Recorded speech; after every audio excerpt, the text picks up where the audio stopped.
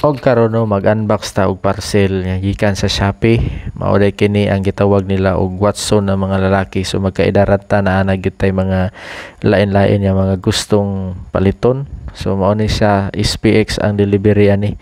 So atong gi-unbox ang maong parcel. Nindot kay pagkaputos kay baga kay yang bubble wrap.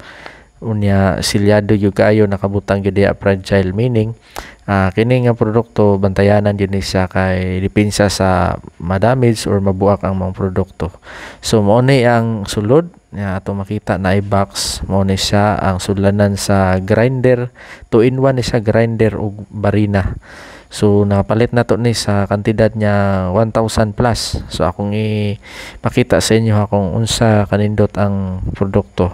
At least natay magamit-gamit sa atong mga panimalay. So ato nang giablihan ug mao ni ang sulod. So makita na to ay ang color green. So depende sa color nga ayong pilion. Kani aqua green ako napili kay medyo gindot man para sa aqua. So mao ni ang pakapin nga cutting disc. Ang cutting disc lang galing na ay diferensya kay damage kay na buwak man siya. So mao na siya no na ay gamayng buwak, pero okay lang, at least ang cutting disc barato man po na. Naa siya handle, kompleto na ayang barina na ano ang grinder na siya handle. Okay ni ang atong barina okay pud kaayo kay naapod siya pakapin yung mga bala. So mao ni siya ang grinder pod, naapod ni siya guard no nga depensa sa mauliki magaling ang atong ibutang nga cutting disc dira. So mao ni ang sulod niya nga ato makita. So kompleto na ni siya, ready to use na gyud kaayo nga produkto. Ug paghuman ini ako gining sulayan para makita gyud kung legit ba gyud ni nga produkto. Kay dito sa comments sa mga review nga akong nabasa, napoy uban niya dili sila ganahan sa maong produkto, pero gani naghan magkayo nag-comment nga good yung kayo ang quality sa ilang produkto. So muna sipa kay ang tingog ako gining gisulayan, nindoti kayo humot pag yung kayong plastic. So magamit ra gyud nato ni natay i-drill diha sa ato ang panimalay. So naa say hammer. Ayan, ma-adjust na to siya, i-hammer na to para modulot yun dayon kung magkuanta sa masondre o sa simento.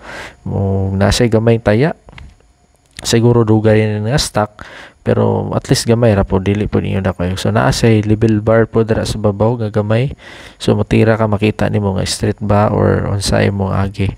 So mo ni ang ihan na po sa reverse. Okay, nakasay ka na og liso-liso, adjuster na sa mukusog ug pahinay.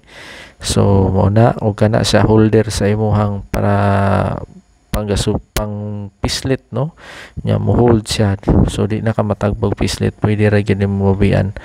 Ug mao ni siya ang ilahang barina nga atong napalit. Ang sunod atong gisulayan gyud dayon ang grinder.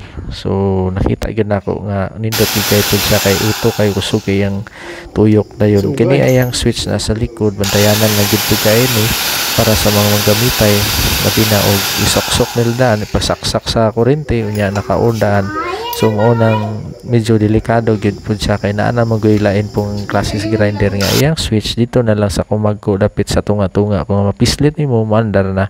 So kini nindot pud kayo kay mandar gyud siya. So ang brand ani makita iyang brand unya dili ka mahayan kay na magamit ra gyud nato sa atong panimalay. So all goods kayo ang ilahang produkto.